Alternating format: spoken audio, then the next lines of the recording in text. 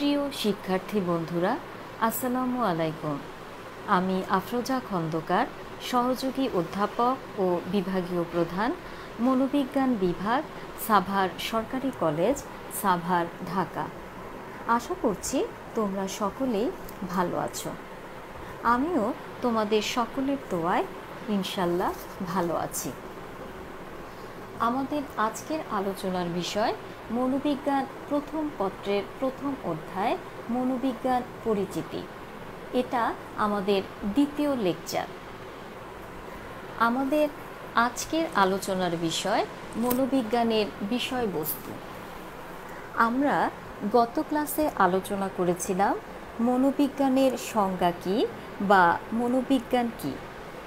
সেই আলোচনা থেকে আমরা জেনেছি যে মনোবিজ্ঞান হচ্ছে এমন একটি বিজ্ঞান যা মানুষ ও অন্যান্য প্রাণীর আচরণ ও মানসিক প্রক্রিয়া সম্বন্ধে বিজ্ঞানসম্মতভাবে আলোচনা করে। এই সংজ্ঞা থেকে আমরা দেখতে পাই যে মনোবিজ্ঞানের আলোচ্য বিষয়বস্তু হচ্ছে মানুষ ও অন্যান্য প্রাণীর আচরণ ও মানসিক প্রক্রিয়া। মনোবিজ্ঞানের আলোচ্য বিষয় বা বিষয়বস্তু হচ্ছে আচরণ ও মানসিক প্রক্রিয়া। তাহলে আমরা দেখি আচরণ কী বা আচরণ কাকে বলে। আচরণ বলতে প্রাণীর সেই সব কার্যাবলীকে বোঝায় যা গবেষক বা কোনো ব্যক্তি পর্যবেক্ষণ করতে পারে, লিপিবদ্ধ করতে পারে এবং গবেষণাগারে পরিমাপ করতে পারে। আমরা ছকে দেখতে পাচ্ছি যে মনোবিজ্ঞানীরা আচরণকে তিনটি ভাগে ভাগ করেছেন। এক, বাহ্যিক আচরণ ও অভ্যন্তরীণ আচরণ। দুই, আণবিক আচরণ ও সামগ্রিক আচরণ। এবং তিন, ঐচ্ছিক আচরণ ও অনৈচ্ছিক আচরণ। এখন তাহলে আমরা দেখি বাহ্যিক আচরণ ও অভ্যন্তরীণ আচরণ কী। বাহ্যিক আচরণ বলতে প্রাণীর সেই সব আচরণকে বোঝায় যেসব আচরণকে বাইরে থেকে পর্যবেক্ষণ করা যায় বা দেখা যায়, যেমন কথা বলা, গান গাওয়া, খেলা করা ইত্যাদি।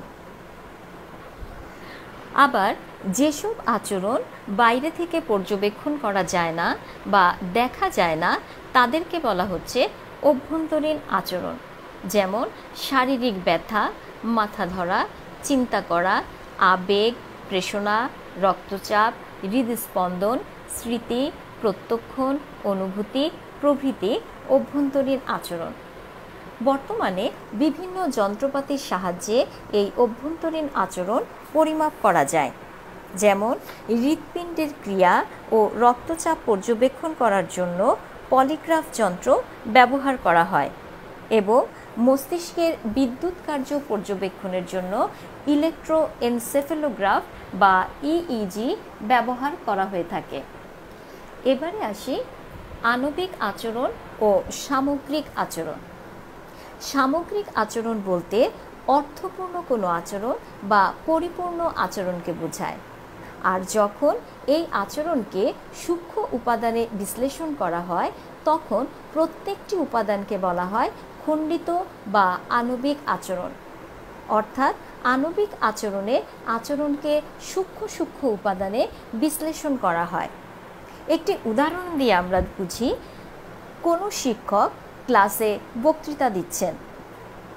ক্লাসে শিক্ষকের এই বক্তৃতাটি হচ্ছে সামগ্রিক আচরণ, আর তার পেশি সঞ্চালন, ঠোঁট নাড়াচাড়া, কথা বলা, শারীরিক নড়াচড়া, চোখের পলক ফেলা প্রভৃতি হচ্ছে খণ্ডিত বা আণবিক আচরণ। এবার আসি ঐচ্ছিক আচরণ ও অনৈচ্ছিক আচরণ। যেসব আচরণ সৃষ্টির পেছনে ব্যক্তির ইচ্ছা শক্তি কাজ করে থাকে তাকে বলা হচ্ছে ঐচ্ছিক আচরণ। এইসব আচরণ সৃষ্টির ব্যাপারে ব্যক্তি সচেতনভাবে কাজ করে থাকে, যেমন কথা বলা, খাদ্য গ্রহণ, খেলাধুলা করা ইত্যাদি। অন্যদিকে যেসব আচরণ সংগঠিত হওয়ার পেছনে ব্যক্তির কোনো প্রকারের ইচ্ছাশক্তি কাজ করে না তাকে বলা হচ্ছে অনৈচ্ছিক আচরণ। যেমন আগুনে হাত লাগা মাত্রই হাত সরে আসে। কোনো মাংসপেশিতে বিদ্যুৎ সংযুক্ত হলে পেশিটি সংকুচিত বা প্রসারিত হয়ে থাকে। প্রাণী ইচ্ছে করলেও তা নিয়ন্ত্রণ করতে পারে না। এই ধরনের প্রতিক্রিয়াকে বলা হয় অনৈচ্ছিক আচরণ। চোখে তীব্র আলো পড়লে চোখের তারা সংকুচিত হওয়া একটি অনৈচ্ছিক আচরণ। এমনিভাবে পাকস্থলীর সংকোচন, হৃৎপিণ্ডের সংকোচন ও প্রসারণ, শ্বাসযন্ত্রের ক্রিয়া অনৈচ্ছিক আচরণ। মনোবিজ্ঞানের গবেষণা শুধুমাত্র মানুষের আচরণের মধ্যেই সীমিত নয়, প্রাণীদের আচরণও মনোবিজ্ঞানের গবেষণার অন্যতম বিষয়বস্তু। বিশেষত কয়েকটি কারণে প্রাণীদের আচরণ নিয়ে গবেষণা করা হয়। প্রথমত, প্রাণীর আচরণ সম্পর্কে গবেষণা করে আচরণের বিভিন্ন দিক সম্পর্কে, যেমন প্রাণীর মনস্তত্ত্ব, প্রাণীদের স্বভাব ও আচরণ সম্বন্ধে আমরা জ্ঞান লাভ করতে পারি। দ্বিতীয়ত, প্রাণীদের আচরণের সাথে সাথে মানুষের আচরণের অনেক মিল আছে। মানুষের আচরণ সম্পর্কে সঠিক অনুমান করার জন্য মনোবিজ্ঞানী প্রাণীদের আচরণের উপর পরীক্ষণ পরিচালনা করে থাকেন। তৃতীয়ত, নৈতিক ও সামাজিক কারণে অনেক পরীক্ষণ মানুষের উপর করা যায় না। মনোবিজ্ঞানে এমন অনেক পরীক্ষণ আছে যাতে কোনো প্রাণীর মস্তিষ্কে অথবা স্নায়ুতন্ত্রে অস্ত্রোপচারের প্রয়োজন হয়। আবার অনেক পরীক্ষণ আছে যা পরীক্ষণ পাত্রদের অপূরণীয় ক্ষতি ও মৃত্যুর কারণ হতে পারে। সেই সব ক্ষেত্রে মানুষকে পরীক্ষণ পাত্র হিসেবে ব্যবহার করা যায় না, কিন্তু নিম্ন শ্রেণীর প্রাণীদের উপর সহজেই এইসব পরীক্ষণ পরিচালনা করা যায়। এবারে আসি মানসিক প্রক্রিয়ায়। মানুষ ও প্রাণীর আচরণের মতো মানুষের মানসিক প্রক্রিয়াও মনোবিজ্ঞানের বিষয়বস্তু। মানসিক প্রক্রিয়াসমূহ হল চিন্তন, স্মৃতি, প্রত্যক্ষণ, আবেগ, স্বপ্ন, বিশ্বাস, প্রেষণা ইত্যাদি। এইসব প্রক্রিয়াকে সরাসরি পর্যবেক্ষণ করা, রেকর্ড করা বা পরিমাপ করা খুবই অসুবিধাজনক। সাম্প্রতিককালের মনোবিজ্ঞানীরা অনুভব করেন যে বিশেষ পরিস্থিতিতে আচরণের মধ্যে পরিবর্তন সাধন করে মানসিক প্রক্রিয়া সম্পর্কে আলোচনা করা সম্ভব। যেমন রক্তচাপের পরিমাণ থেকে মনোবিজ্ঞানী ব্যক্তির মানসিক চাপ সম্পর্কে জানতে পারেন। এবারে মনোবিজ্ঞানের বিষয়বস্তু হিসেবে মানসিক প্রক্রিয়াকে আরেকটু ব্যাখ্যা করা যাক। অতীত অভিজ্ঞতা বা অনুশীলনের ফলে আমাদের আচরণের মধ্যে যে অপেক্ষাকৃত স্থায়ী পরিবর্তন হয় তাকে বলা হয় শিক্ষণ। এই শিক্ষণের মাধ্যমে ব্যক্তি বিভিন্ন কলাকৌশল আয়ত্ত করে নতুন পরিবেশে দ্রুত এবং সঠিক প্রতিক্রিয়া করতে সক্ষম হয়। আর এজন্য শিক্ষণ সম্পর্কিত মতবাদ, শ্রেণীবিভাগ, শিক্ষণের নীতিসমূহ মনোবিজ্ঞানের বিষয়বস্তুর অন্তর্ভুক্ত। মানুষ বুদ্ধিবৃত্তিক প্রাণী, কিন্তু এই বুদ্ধি আসলে কি? বুদ্ধি কাকে বলে? বুদ্ধির পরিমাপ কিভাবে করতে হয়? বুদ্ধাঙ্ক কি? বুদ্ধির ক্রমবিকাশ কি করে হয়? বুদ্ধি কিভাবে আচরণকে প্রভাবিত করে? বুদ্ধির অভিক্ষা ও তার উন্নতি প্রভৃতিও মনোবিজ্ঞানের আলোচ্য বিষয়ের অন্তর্ভুক্ত। কোনো কোনো ঘটনা আমরা বহুদিন আমাদের স্মৃতিতে ধরে রাখতে পারি, আবার অনেক ঘটনাই আমরা ভুলে যাই বা বিস্মৃত হই।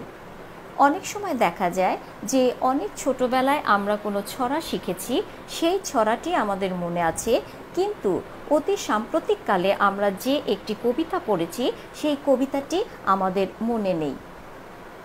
তাহলে কিভাবে এই শিক্ষণীয় বস্তুকে আমরা ভুলে গেলাম, অথবা এই শিক্ষণীয় বস্তুকে কিভাবে স্মৃতিভাণ্ডারে দীর্ঘদিন পর্যন্ত ধরে রাখা যায়, এসব নিয়েই মনোবিজ্ঞান আলোচনা করে। উদ্দীপক সম্পর্কে প্রাথমিক ধারণা হচ্ছে সংবেদন, আর সংবেদনের অর্থপূর্ণ ব্যাখ্যা হচ্ছে প্রত্যক্ষণ। কিভাবে আমরা অসংগঠিত বিষয়কে সংগঠিত করে প্রত্যক্ষণ করি তা প্রত্যক্ষণের আলোচনা থেকে জানা যায়। আর এজন্য সংবেদন কি করে আমাদের চেতনায় সাড়া জাগায়, কিভাবে প্রত্যক্ষণ সংগঠিত হয়, প্রত্যক্ষণ সংগঠনের নীতিমালাই বা কী, প্রতীক পটভূমি সম্পর্ক কি, গভীরতা প্রত্যক্ষণ, অলীক প্রত্যক্ষণ, ভ্রান্ত প্রত্যক্ষণ, এই সবই মনোবিজ্ঞানের বিষয়বস্তুর অন্তর্ভুক্ত। দৈনন্দিন জীবনে আমরা বিভিন্ন ধরনের সমস্যার সম্মুখীন হই। কোনো কোনো সমস্যা আমরা সহজেই সমাধান করতে পারি, আবার কোনো সমস্যার সমাধান করতে পারি না। যখন অনেক চেষ্টা করেও আমরা কোনো সমস্যার সমাধান করতে পারি না এবং সেই সমস্যাটি আমাদের লক্ষ্য অর্জনের পথে বাধার সৃষ্টি করে, তখন আমরা হতাশ হয়ে পড়ি। হতাশাগ্রস্ত ব্যক্তির হতাশার কারণ উদ্ঘাটন করা এবং হতাশা ও দ্বন্দ্বের কুফল কি, তাও মনোবিজ্ঞানের আলোচ্য বিষয়। প্রেষণা হচ্ছে একটি উদ্দেশ্য প্রণোদিত শক্তি যা প্রাণীকে কোনো নির্দিষ্ট লক্ষ্যে পৌঁছানোর জন্য উৎসাহিত করে ও প্ররোচিত করে। মানুষ ও প্রাণীর জীবনে বিভিন্ন ধরনের প্রেষণার উদ্ভব হয়ে থাকে। এ সবই মনোবিজ্ঞানের আলোচ্য বিষয়ের অন্তর্ভুক্ত। উদ্দীপক দ্বারা তাড়িত হয়ে প্রাণীর মধ্যে যে আলোড়িত বা উত্তেজিত অবস্থার সৃষ্টি হয় তাকে আবেগ বলে। আবেগের ক্রমবিকাশ, আবেগকালীন ব্যক্তির শারীরিক ও মানসিক পরিবর্তন প্রভৃতি মনোবিজ্ঞানের আলোচ্য বিষয়বস্তুর অন্তর্ভুক্ত। মনোবিজ্ঞানের এই বিষয়বস্তুর আলোচনার পরিপ্রেক্ষিতে আমরা বলতে পারি যে যেখানে মানুষ ও প্রাণী আছে সেখানেই আচরণ আছে। তাই আচরণের সাথে সম্পর্কিত প্রায় সব বিষয়ই মনোবিজ্ঞানের আলোচনার বিষয়। সে কারণে ডক্টর ওয়ার্ড বলেন, ব্যক্তির চেতনার বিষয়বস্তু হিসেবে স্বর্গের সব গায়ক দল এবং মর্তের সব সজ্জা মনোবিজ্ঞানের অন্তর্ভুক্ত হতে পারে। প্রিয় শিক্ষার্থী বন্ধুরা, আজ এ পর্যন্তই। আশা করি তোমরা যে যেখানে আছো সকলেই সুস্থ থাকবে এবং ভালো থাকবে। এই শুভকামনায় আল্লাহ হাফেজ।